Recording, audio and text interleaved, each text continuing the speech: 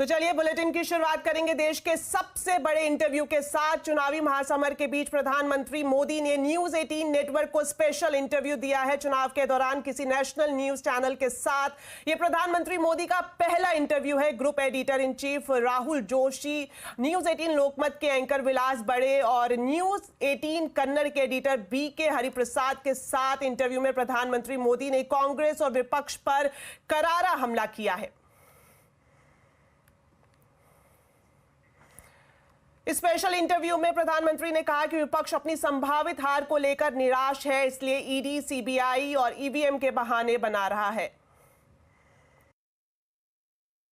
Opposition की सारी parties, Rahul Gandhi, Congress, सब ये कहते हैं कि मोदी जी ये जो है मैच फिक्सिंग कर रहे हैं इस चुनाव पर। उन्होंने कहा है कि ईडी, सीबीआई और ईवीएम के बिना आप चुनाव नहीं जीत सकते। क्या कहेंगे आप? ईवीएम का जवाब तो देश की सुप्रीम कोर्ट ने दे दिया है और 2014 में इनके पास ईडी थी, इनके पास सीबीआई थी, तो हार क्यों गए भाई? मेरे होम मिनिस्टर तक को जेल में डाल दिया था, तो हार क्यों गए वो? अगर ईडी सीबीआई से चुनाव जीते जाते तो ईडी सीबीआई का काम तो इतने सालों तक कांग्रेस ने किया है, वो जीत जाते हैं जी। और इतना बड़ा देश एक म्यूनसिपैलिटी का चुनाव फिक्स नहीं कर सकते हो भाई, जरा करके देखो। ये संभव होता है क्या फिक्सिंग? क्या दुनिया को मूर्ख बना। लेकिन दुख इस बात का है कि ऐसी बातें करने वालों को आप मीडिया के लोग उनको पूछने के बजाय हमको पूछते हो। मोदी जी थोड़ा सा, लेकिन इसमें एक बात चौकस है जी, मैं मानता हूं पिछले कई दिनों से इंडिया अलायंस के लोग इतने निराश हो चुके हैं कि अभी उनको बहाने ढूंढना बहुत जरूरी बन गया है, क्योंकि पराजय के बाद भी लोगों के सामने जाने के लिए उनको इसलिए मैं समझता हूं शायद वो अभी से ये सारे तर्क ढूंढ रहे हैं कि पराजय के तर्क क्या होंगे।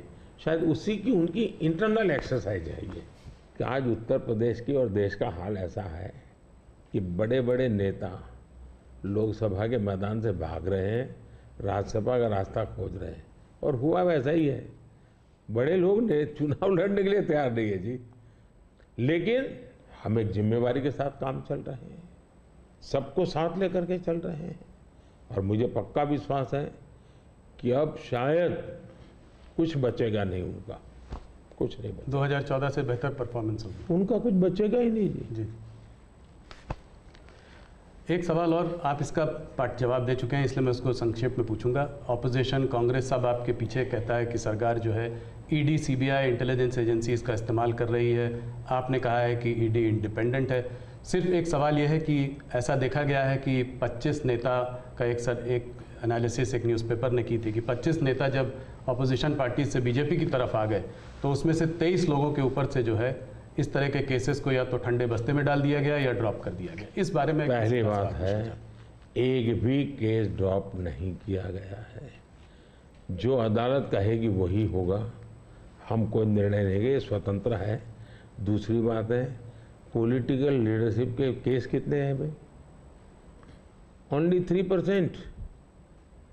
97% अच्छे ब्यूरोक्रेट जेल में है।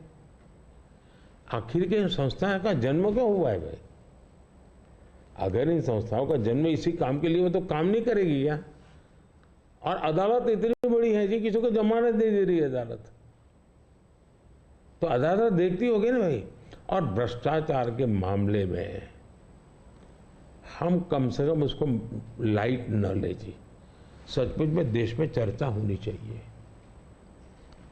कि पहले एक जमाना ऐसा था, आपको आरोप लगता था ना तो भी हिल जाते थे। आज गुनाह सिद्ध हो चुका, सजा हो चुकी, फिर भी आप हाथ ऊंचा कर करके फोटो निकलवा रहे हो। आप भ्रष्टाचार का महिमा मंडन कर रहे हो। इस देश में ये आलोचना का विषय होना चाहिए। भ्रष्टाचार को न्यू नॉर्मल के रूप में ट्रीट नहीं करना चाहिए, वरना इस देश का बहुत नुकसान होगा जी। ये सवाल बीजेपी और अदर्स कमाना नहीं है, देश के लिए ठीक नहीं है कि आप इसको न्यू नॉर्मल बना दें। और मैं देख रहा हूँ धीरे धीरे धीरे ऐसा वातावरण बनाया जा रहा है, हाँ ठीक है यार वो तो चलता रहता है। यही तो देश, गरीब आदमी मर रहा है जी। हमने कैसे भी करके इससे देश को मुक्त करना चाहिए, रिजॉल्व होना चाहिए कंट्री का, वो नहीं हो रहा है जी। और मैं तो मानता हूँ कि भाई देखिए, मैं जो कोशिश कर रहा हूँ, एक सिस्टम को पॉलिसी ड्रिवन बनाओ, टेक्नोलॉजी को भरपूर लाओ। आज हमने, पहले एक प्रधानमंत्री कहते थे 1 रुपया जाता है 15 पैसे पहुंचता है जी। आज मैं कहता हूँ 1 रुपया जाता है पूरे 100 पैसे पहुंचते हैं, डायरेक्ट बेनिफिट ट्रांसफर। क्यों? सिस्टम को सुधारो भाई। हमने जेम पोर्टल बनाया, करप्शन को कम करने की दिशा में हमारा बहुत बड़ा कदम है जी। दूसरा, समाज को भी जगाओ, समाज को भी आदत डालो कि भाई भ्रष्टाचार बुरा है, किसी भी स्तर पर भ्रष्टाचार से मुक्त रहना चाहिए। और देश में वो वातावरण बन रहा है, पॉलिटिकल लोगों को डर नहीं है। और मैं मानता हूं उसमें कुछ मात्रा में ये जो सिर्फ हमारा विरोध है इसलिए उनका समर्थन कर देना, ये शोभा नहीं देता है भाई। प्रधानमंत्री मोदी ने इस बड़े इंटरव्यू में कहा कि सीएए पर विपक्षी पार्टियां पूरे देश में झूठ फैला रही हैं। आर्टिकल 370 खत्म करने पर भी उन्होंने बीजेपी का पक्ष रखा। आपने पिछले कार्यकाल में काफ़ी बड़े काम किए, आर्टिकल 370 को रद्द किया, सीएए को लेके आए, मगर ऑपोजिशन लीडर्स इस कैंपेन में सब कह रहे हैं कि अगर वो सरकार बनाएंगे तो इन सबको जो है सीएए को रिपील कर देंगे। ममता बनर्जी खास करके कह रही हैं सीएए को इम्प्लीमेंट नहीं होने देंगी। इसको आप कैसे देखते हैं? पहली बात है कि जिसको भारत का संविधान समझ है, जिसको भारत के फेडरल स्ट्रक्चर का पता है, किसके पास कौन काम है वो सब पता है, वो कभी ऐसी बात बोलेंगे नहीं, क्योंकि ये उनके अधिकार क्षेत्र का विषय ही नहीं है जी। अगर मोदी भी राज्य का मुख्यमंत्री होता है तो नहीं कर सकता है जी। जो भारत सरकार के विषय है वो भारत सरकार करेगी, जो राज्य सरकार के विषय होते हैं वो राज्य सरकार करेगी। लेकिन जनता को मूर्ख बनाने की फैशन हो गई है, जनता को अंधेरे में रखने, इसलिए वो कुछ भी बोलते रहते हैं। दूसरी बात है, मैं चैलेंज करता हूँ कांग्रेस पार्टी कल प्रेस कॉन्फ्रेंस करके बता दें कि हम 370 वापस लाएंगे, क्योंकि 370 हटने के बाद ये लोग संविधान की इतनी बड़ी बातें करते हैं ना जी। बाबा साहब अम्बेडकर के नाम पर हमको इतनी गालियाँ देते हैं।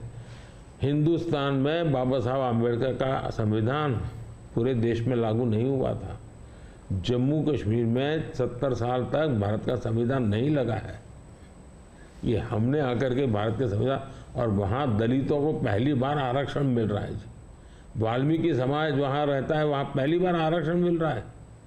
ये सब क्या बातें करते हैं जी। और उनकी हिम्मत है क्या?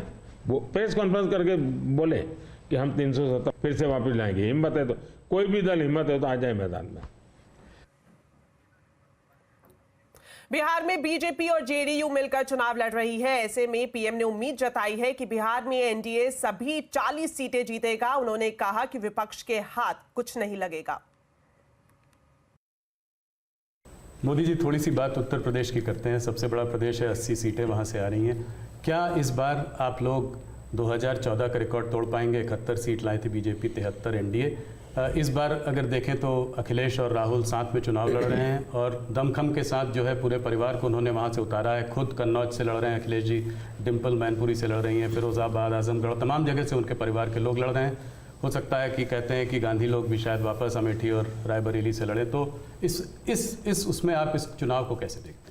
राहुल जी, आप जितने गर्व से सब उतरे हैं 4 बार बोल रहे हैं। नहीं, गर्व से ये मजबूरी है कि क्या है? परिवार के लोगों को उतारना पड़ रहा है, ये मजबूरी है। ये उनका मूल कैरेक्टर के इसके सिवा उनके पास कोई है ही नहीं। फैमिली मेंबर्स के लिए लड़ना, फैमिली मेंबर के लोगों के लड़वाना, यही खेल है। अच्छा, ये पहले इकट्ठे नहीं आए क्या भाई? पहले भी इकट्ठे आ चुके हैं, बार बार इकट्ठे आ चुके हैं। लेकिन उत्तर प्रदेश की जनता को अपना भविष्य क्या है उसकी समझ पूरी है। और इसलिए मैंने पार्लियामेंट में कहा था कि आज उत्तर प्रदेश की और देश का हाल ऐसा है कि बड़े बड़े नेता लोकसभा के मैदान से भाग रहे हैं, राज्यसभा का रास्ता खोज रहे हैं, और हुआ वैसा ही है। बड़े लोग ने चुनाव लड़ने के लिए तैयार नहीं है जी, लेकिन हम एक जिम्मेवारी के साथ काम चल रहे हैं, सबको साथ लेकर के चल रहे हैं, और मुझे पक्का विश्वास है कि अब शायद कुछ बचेगा नहीं उनका, कुछ नहीं बचेगा। 2014 से बेहतर परफॉर्मेंस होगी, उनका कुछ बचेगा ही नहीं जी। जी।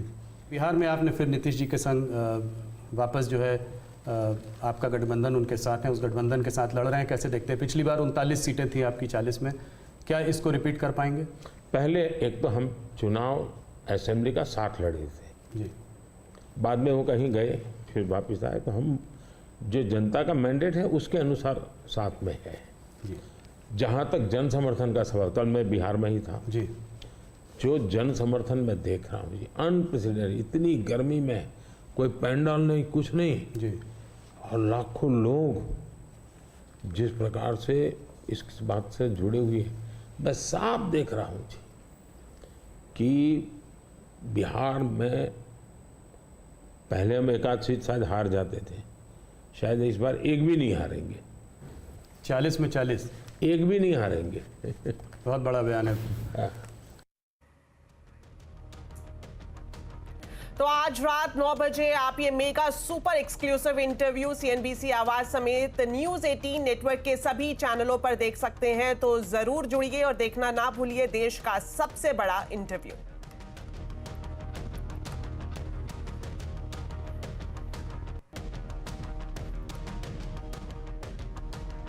तो चलिए अब बुलेटिन में वक्त हो गया है चुनावी महासंग्राम की खबरों का।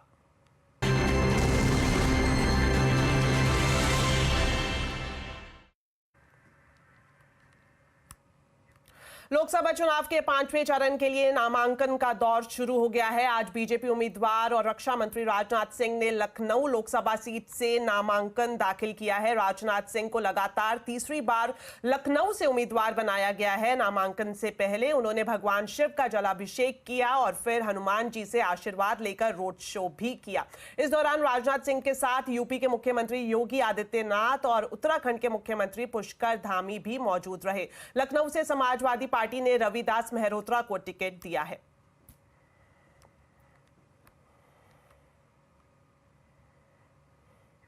बीजेपी उम्मीदवार और केंद्रीय मंत्री स्मृति ईरानी ने भी अमेठी लोकसभा सीट से नामांकन दाखिल कर दिया है। नामांकन से पहले स्मृति ईरानी ने मंदिर में पूजा की और रोड शो किया। इस दौरान मध्य प्रदेश के मुख्यमंत्री मोहन यादव उनके साथ मौजूद रहे। वैसे तो अमेठी सीट कांग्रेस का गढ़ रही है, लेकिन 2019 में स्मृति ईरानी ने अमेठी से राहुल गांधी को बड़े अंतर से हराया था। इस बार कांग्रेस ने अभी तक अमेठी से अपना उम्मीदवार घोषित नहीं किया है।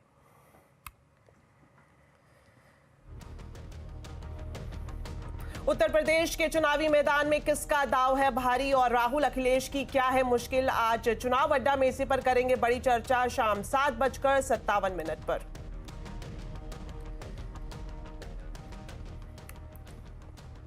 गृह मंत्री अमित शाह ने बिहार के मधुबनी में एक रैली के दौरान विपक्षी गठबंधन पर जमकर निशाना साधा। उन्होंने कहा कि विपक्ष देश नहीं चला सकता। अगर विपक्ष की सरकार बन भी गई तो ये लोग एक साल का प्रधानमंत्री बनाएंगे।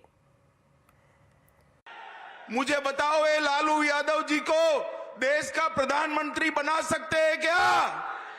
स्टालिन जी देश संभाल सकते हैं क्या? ममता बनर्जी संभाल सकती है क्या? ये राहुल बाबा के बारे में दूर दूर से भी सोच सकते हैं क्या?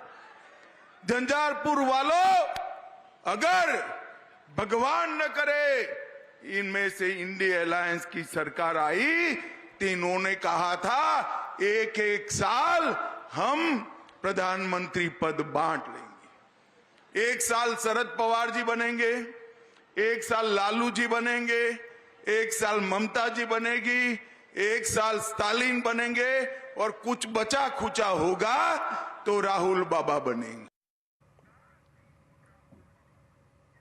वहीं कांग्रेस की मुश्किलें एक के बाद एक बढ़ती जा रही हैं। मध्य प्रदेश के इंदौर में भी सूरत कांड दोहराया जा रहा है। दरअसल इंदौर लोकसभा सीट से कांग्रेस उम्मीदवार अक्षय कांति बम ने अपना नामांकन वापस ले लिया है और वो कांग्रेस छोड़कर बीजेपी में शामिल हो गए हैं। इंदौर में चौथे चरण में 13 मई को मतदान होना है। इंदौर में अलग अलग पार्टियों और निर्दलियों को मिलाकर कुल 23 उम्मीदवार मैदान में थे, लेकिन कांग्रेस उम्मीदवार समेत 3 अन्य उम्मीदवारों ने नाम वापस ले लिया है। इंदौर सीट पर आज नामांकन लेने का आखिरी दिन है। इंदौर से बीजेपी के मौजूदा सांसद शंकर लालवानी चुनाव लड़ रहे हैं। इससे पहले गुजरात के सूरत में कांग्रेस उम्मीदवार का नामांकन रद्द होने के बाद बीजेपी उम्मीदवार को निर्विरोध निर्वाचित घोषित कर दिया गया था। कांग्रेस ने लोकसभा चुनाव के लिए पंजाब की 4 और सीटों पर उम्मीदवारों के नाम ऐलान कर दिया है। लुधियाना से प्रदेश कांग्रेस अध्यक्ष अमरिंदर सिंह बरार को टिकट दिया गया है और इसके अलावा गुरदासपुर से पूर्व डिप्टी सीएम और राजस्थान कांग्रेस के प्रभारी सुखजिंदर सिंह रंधावा को उम्मीदवार बनाया गया है। इसके अलावा खंडूर साहब से कुलबीर सिंह जीरा और श्री आनंदपुर साहिब से विजय इंद्र सिंगला कांग्रेस के टिकट पर चुनाव लड़ेंगे। गुजरात में 7 मई को सूरत को छोड़कर सभी 25 सीटों पर चुनाव होना है। लोग ज्यादा से ज्यादा वोट करें, इसके लिए चुनाव आयोग और स्थानीय प्रशासन कई तरह के कदम उठा रहे हैं। अहमदाबाद के रिवर फ्रंट पर कई ड्रोन के जरिए आकाश को कलरफुल किया गया। ड्रोन उड़ाकर लोगों से वोटिंग की अपील की गई। ड्रोन से आकाश में कई स्लोगन के जरिए लोगों को लोकसभा इलेक्शन 2024 की अहमियत बताई गई। चुनाव आयोग की इस पहल को खूब सराहा जा रहा है।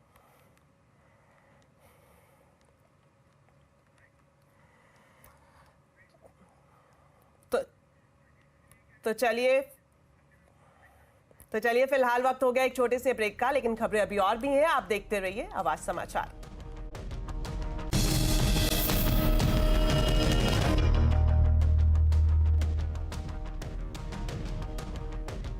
ब्रेक के बाद आपका स्वागत है और अब बात करते हैं बाजार की। आज कारोबारी हफ्ते के पहले दिन बाजार का जोश हाई रहा। Sensex, Nifty bank, mid cap index सभी बढ़त पर बंद हुए। सेंसेक्स 941 अंक और निफ्टी 223 अंक चढ़कर बंद हुए। तो मार्केट का पूरा हाल अब समझते हैं यतिन से। तो यतिन, ये बताएं आज किन सेक्टर्स में तेजी और किन सेक्टर में एक्शन दिखाई दिया? तो देखिए, आज मार्केट में ज़बरदस्त तेज़ी थी और कुछ ही पॉइंट्स अब हम दूर हैं और रिकॉर्ड लेवल से। निफ्टी गेनर्स की बात करें तो आज आईसीआईसीआई बैंक रिजल्ट्स के बाद लगभग 5% का मोमेंटम यहां देखने को मिला। इसके अलावा एसबीआई, इंडसइंड बैंक और रिजल्ट्स के बाद अल्ट्राटेक सीमेंट में ज़बरदस्त तेज़ी देखने को मिली। लूजर्स का जहां तक कि सवाल है, हमको दिखेगा एचसीएल टेक्नोलॉजीज, खराब गाइडेंस के बाद स्टॉक 6% लुढ़का। अपोलो हॉस्पिटल्स, इनकी जो फार्मेसी बिजनेस की डील कम वैल्यूएशन के होने के चक्कर में स्टॉक में 5% का डिक्लाइन। बजाज ऑटो और एचडीएफसी लाइफ जैसे काउंटर्स में भी आज मुनाफा वसूली देखने को मिली। जहां तक कि मिड कैप गेनर्स का सवाल है, एजिस लॉजिस्टिक्स आज रिकॉर्ड लेवल्स पे आ चुका है, स्टॉक 10% ऊपर। टाटा ग्रुप की कंपनी तेजस नेटवर्क फिर से एक बार 10% का मोमेंटम दिखा रही है। जेबीएम ऑटो और बीएलएस जैसे काउंटर्स में भी अच्छी खासी खरीदारी रही। लूजिंग साइड में अगर हम देखें तो craftsman auto, spark, Raymond, Mahindra life space जैसे काउंटर्स में थोड़ी बहुत बिकवाली का माहौल रहा। और अगर हम एक्सचेंज स्टॉक्स की बात करें तो एमसीएक्स और बीएससी में भी डाउन टिक देखने को मिला, लेकिन पूरा का पूरा बाजार का फोकस पीएसयू बैंक्स पे था, जहां हमने 4 से 5% के एवरेज गेन्स आते हुए देखे।